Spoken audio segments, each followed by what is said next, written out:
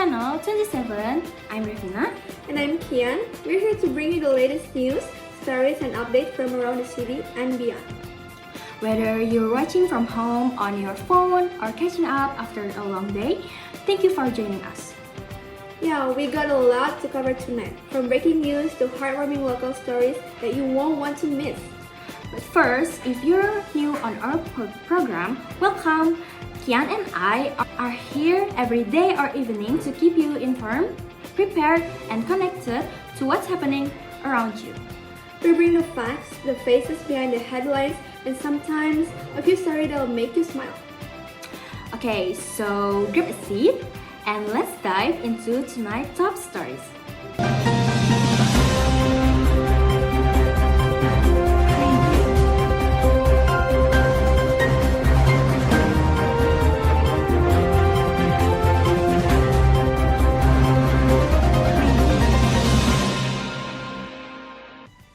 Good evening, I'm Revina Levia.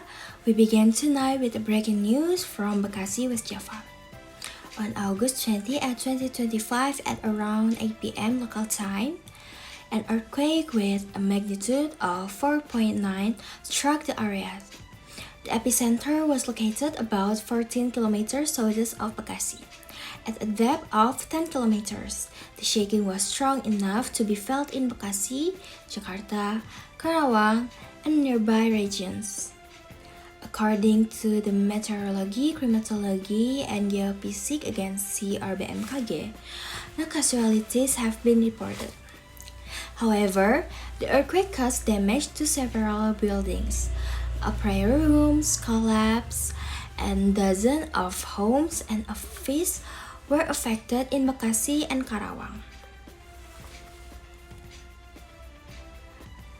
Reports of minor damage also came from other parts of West Java.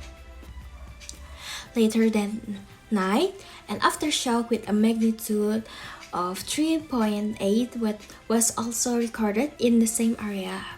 Authorities continue to monitor the situation closely. The National Disaster Management Agency is now assessing the impact and reminding residents to remain cautious. People are advised to check their homes for damage, stay calm, and always follow official information from BMKG and local authorities. Now, to hear more about the situation on the ground, we will go live to our reporter Alzena Naima, who is currently in Bekasi. She is with a local resident, Mr. Raffi, who experienced the earthquake firsthand. Okay, Alzena, can you tell us what the conditions are like there? And what Raffi has to share about his experience? Okay, thank you Rafina. Good evening everyone. My name is Alzena Naima, reporting live from Bekasi, where a powerful earthquake has struck just hours ago.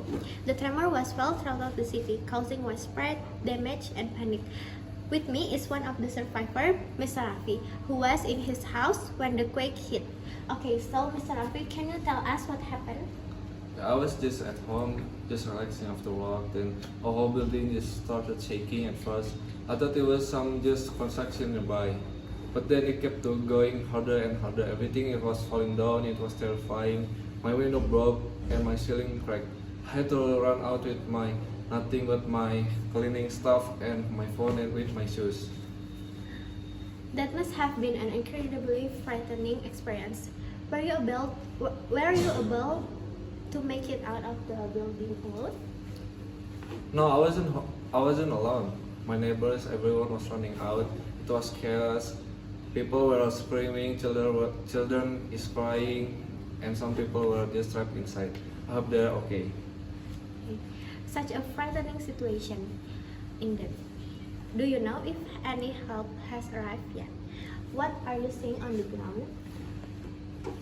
Yes, emergency teams are here now. I saw ambulance rushing to pick up those who are injured. But there are so many people needing help. It's hard to know where to even start. There's a crack in the streets, fallen power lines. It's not just the building. The roads are destroyed now. People are still trapped inside their homes. Okay, the situation sounds very dire. What are you planning to do now? I don't know, I'm just waiting for more information, trying to get in touch with my family. I haven't heard from my wife or my kids yet. I hope they're safe, but the phones are down, so it's hard to get through. We understand how difficult it must be. Mr. Rafi, thank you for speaking with us. It's such a difficult moment. Our thoughts are with you and everyone affected by this disaster. Thank you, I hope helps keeping coming, and I hope everyone is safe. Okay, thank you. Back to the studio. Thank you, Alzena. And now let's turn to a lighter story that has caught public attention. 17 years old, Aziz has a hobby that a little different from the most teenagers. Instead of sport or video games, Aziz spent his time to collecting dolls and Labubu's figures, the popular decorative character that has become a trend worldwide. He already owns dozens of items, proudly displayed in his rooms like a mini gallery. For Aziz, collecting Labubu is more than a trend. It's a source of joy and creativity. Now, to hear more about his unique passion, let's go live to our reporter Kian, who is with Aziz himself. Kian, could you share with us what Aziz has to say about his collection? Thank you, Revina. Most teenagers are busy with school, sports, and friends, but one local teenager, a 17-year-old, has made his passion for an unlikely character his life's obsession. Meet Aziz, a young man whose love for Labubu, the quirky designer toy, has transformed into something far beyond a simple hobby. Aziz, now 17, started collecting Labubu figures when he was just 15. Since then, his collection has exploded to well over 25 pieces. Rare editions, limited time release, and even custom Labubu figures fill his room, making it a true Labubu sanctuary. For Aziz, Labubu is more than just a toy. It's a symbol of individuality, joy, and even inspiration. He's been collecting relentlessly, and every new piece adds to the story he's been building around a mischievous yet lovable character. Aziz, at 17, you're clearly passionate about Labubu. What makes his character special for you? I don't know, it's just the way Labubu is. He's always having fun, always mischievous, but there's always kindness to him too. I love how he's just himself, no matter what people think. I guess I feel the same way about myself.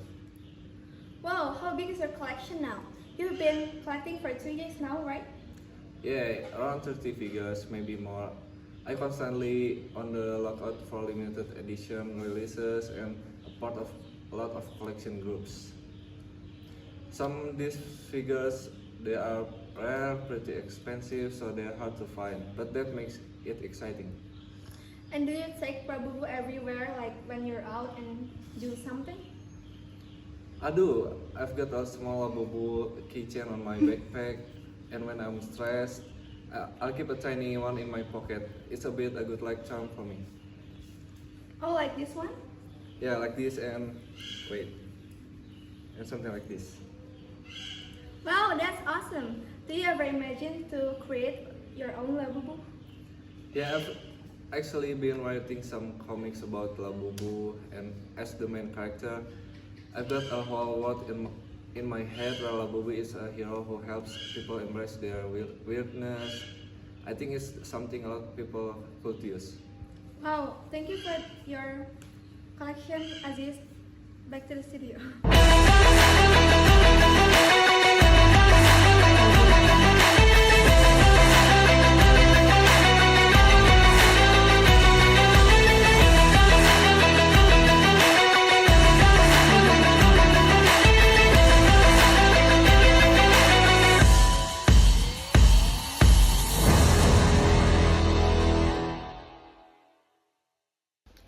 Good evening, basketball fans! A thrilling night at the Madison Square Garden as the New York battled the Los Angeles Falcons in high-intensity showdown that had fans on the edge of their seats.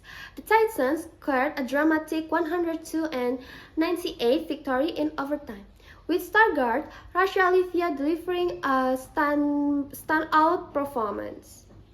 The game started off strong for the Falcons, who led 54-46 at halftime, thanks to sharp shooting from forward Azis Hamdi, who racked up 22 points in the first half alone. But the Titans came roaring back in the fourth quarter, with Kian hitting a clutch three-pointer with just 42.2 seconds left on the clock. The game at 91-91. In overtime, the Titan defense stepped up big time, holding the Falcons to just 7 points. Kian finished with 35 points and 7 assists and 5 rebounds, and was rightfully named Rassya Levia. Okay, here with me, Rassya Levia, the man of the match. Rassya, congratulations on the win. What was going through your mind during that final shot in regulation? Thanks. Honestly, I just wanted to make the right decision. I saw the defender sag off, so I take the shot. You guys were down most of the game. What changed in the fourth quarter? It was all about energy and belief.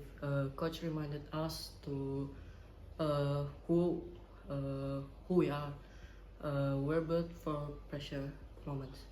How important is this win for your playoff hopes? Every game matters now. Great game, Rassya. Thanks for your time. Appreciate it. Good evening and welcome to your Fashion Flash. I'm bringing you the most exciting development in the fashion world as of August 2025. For segment 1, we're going to talk about redefining glamour. This autumn-winter seasons, designers are embracing what's being dubbed as raw glamour. From Prada and Miu Miu to Valentino and Acne Studios, fashion houses are rethinking traditional symbols of femininity like fur coats, bushes, bullet bras, and floral prints, through an edgier, textured lens with altered proportion, layered expression, and theatrical runways that merge both elegance with disruption. In the next segment, we're going to talk about what's trending. Forget predictable micro trends. Summer 2025 saw a surprising absence of unified fashion movements.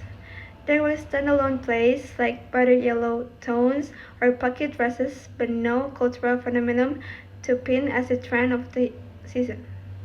Experts suggest this fragmentation signals a shift towards individualism, nostalgia, and timelessness over fleeting trends. And next, we're gonna talk about denim revolution. Denim is getting rebellious. The new wonky jean style, featuring asymmetrical crossover waistbands and diagonal fastening, blending playful design with the modern edge. Available from John Lewis, Gaudet, Zara, and All Saints. This trend is already polarizing but likely headed for mainstream wardrobes.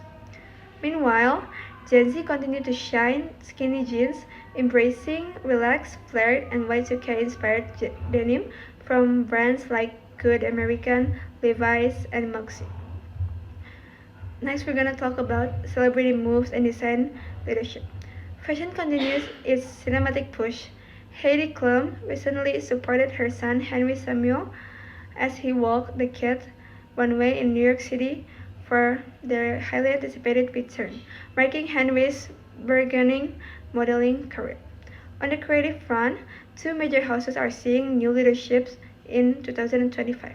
Dario Fidel takes the helm at Versace as creative director starting April, and then Sarah Burton debuted her reinvention of Givenchy in March, reciting the brand's heritage imagery for the modern era. And next, we're gonna talk about accessory and blood statement. On the streets, fashion isn't just about clothes. Oversized totes and bold accessories remain fierce. Expensive bags and exaggerated silhouettes continue to dominate runways, capturing that sense of functional trauma. Meanwhile, Jennifer Lawrence wowed in New York City with a nostalgic yet modern take, classic bud flats paired with a midi skirt, Dior logo bag, and playful ankle bracelets. Her styling is a nod to millennial core nostalgia reimagined for today. Let's wrap tonight's fashion flash from avant-garde reinvention of glamour to denim rebellions, creative leadership shifts, and standout street style. 2025 is shaping up to be a year of both texture, individuality, and empowered self-expression. Thanks for tuning in. Stay stylish.